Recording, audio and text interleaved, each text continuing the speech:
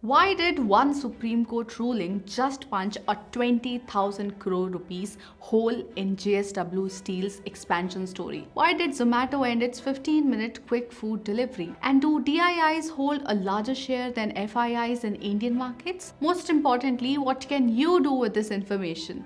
Welcome to Markets Today, your quick no jargon market update. Our first story is about JSW Steel. Well, the Supreme Court has called JSW Steel's rescue plan for Bhushan Power and Steel illegal. Now, after the ruling, JSW stock fell more than 7% in a day. Bhushan adds about 12% of JSW Steel making capacity and roughly 10% of its profit pool.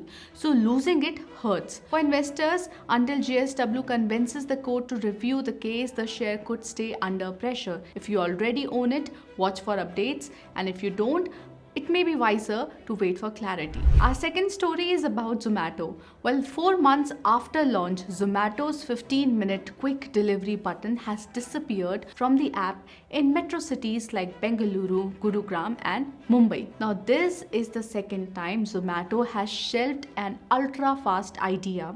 The first was Instant in 2023. Now, Quick was only about 8% of orders, so the hit to revenue is small. What this means for investors is Zomato's main business is still regular food delivery and Blinkit grocery. Moving on to our third story, for the first time in 12 years, money raised from domestic investors channeled through mutual fund SIPs, insurance and pension funds now owns a bigger chunk of our stock market than foreign giants do. Well, as of the March 2025 quarter, domestic institutions or DIIs hold 16.91% of all listed shares, while FIIs have slipped to 16.84%, their lowest stake in 50 quarters, according to the data from ACE Equities. Now, this change comes amid persistent selling by FIIs, driven by global trade uncertainties and market volatility. With this, the assets under custody of DIIs stand at around 69.8 lakh crore rupees, while those of FIIs are around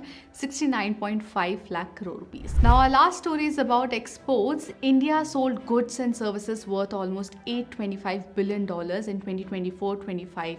Services like IT, travel and finance did the heavy lifting, growing nearly 14%. Exporters say high interest rates could slow fresh orders, so they are asking the government for cheaper loans. For investors, strong services demand is good for mid-size IT and travel companies, but watch for rate cuts or support schemes as they could boost export-heavy sectors even more. Now, before we wrap, here's a quick recap. On Friday, both Sensex and Nifty ended in the green. Well, that's it from this episode of Markets Today. I'm Kanishka Gupta from Invested by FYERS. See you tomorrow. Until then, stay invested.